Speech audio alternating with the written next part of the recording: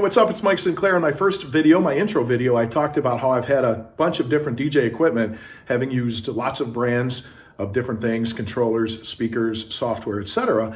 And I started thinking, why not post some pictures of some of my setups throughout the years, because I've had quite a few. Kind of interesting when you look at the progression of things that I've done, but let's take a look. This first one feels like 100 years ago. That's my buddy Dave dancing with his mom at his sister's wedding way back in the day. And you can see I've got the Mackie SRM 450s there. Those were the version 1s, by the way. Those were great speakers for their time. And quite the collection of halogen light effects.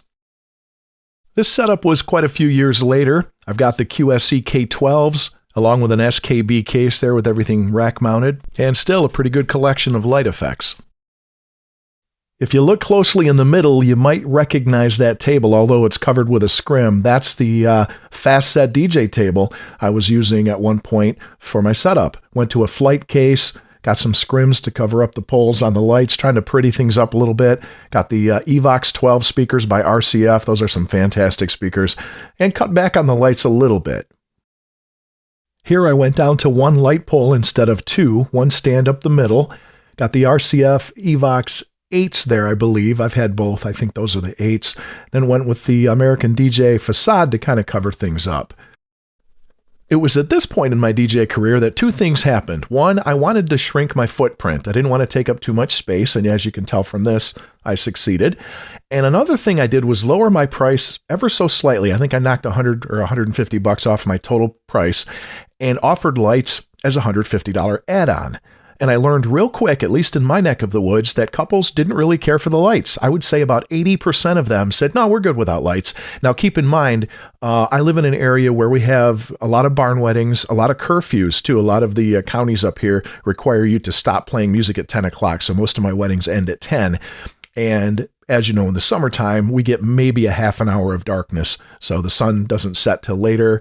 And so you can see why lights wouldn't really be a necessity. Now, there are occasions where I'm in a dark venue where you can go later and they do ask for the light. So I still offer them. But again, I'm finding that 9 times out of 10, people are okay without the lights.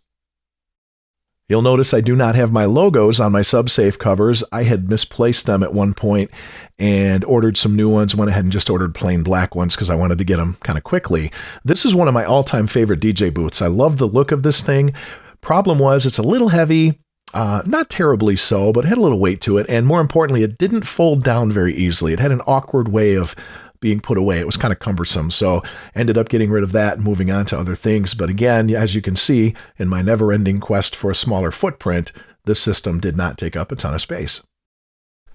I'm one of the DJs who swore I would never use white DJ equipment. I always had black stuff. I always thought it blended in the background. Bride wears white. You don't want to upstage the bride, blah, blah, blah.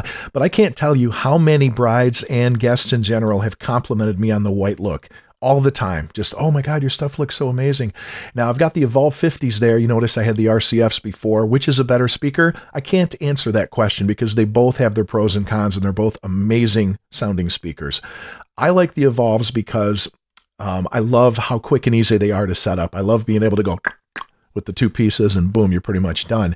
Now, arguments could be made that if, a guest comes up and pulls on the thing, it could affect the connection point, which could be a problem where with the RCF, you could just replace the speak-on cable. That's true. And I have had a couple of guests come up and try to use my speakers as stripping poles and pull on them. And I'm like, yeah, please don't do that.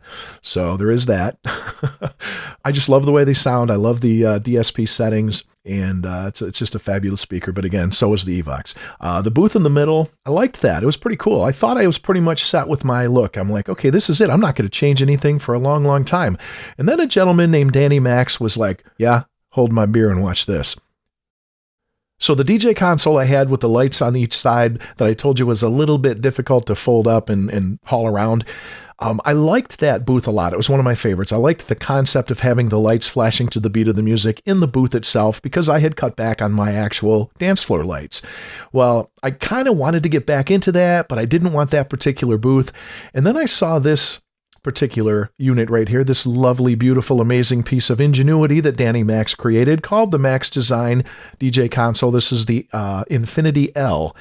And I saw a video from DJ Rachel And I'm sure a lot of you have seen it where she takes it sledding and puts it through a bunch of rigorous tests to show how durable and how awesome this thing is. And my initial thought was a little skeptical because I thought, well, I don't know about this. This looks kind of small, and I do like the small footprint, but how's this going to work? Would this work for me? So I probably shot a dozen questions in Rachel's direction. And Rachel, thank you for answering all of them. You were super helpful in my decision-making to purchase this. And I absolutely love this. And again, now I have lights that flash to the beat of the music in the columns, which take a look at this next frame. You can see it lit up.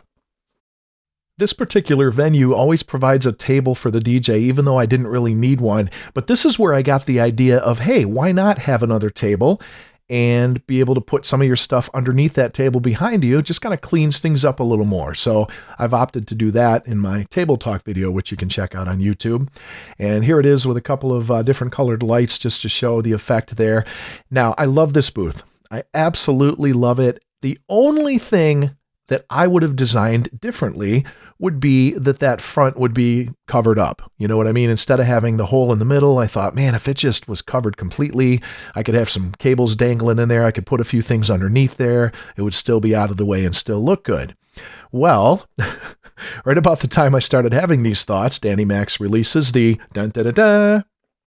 the Max Design Edge series. This is the Edge L. They also offer the XL for those that need the larger unit.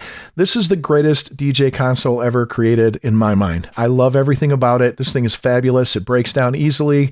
It's easily transportable, not very heavy for what it is and what it offers. This thing is just amazing. If I die, this gets buried with me.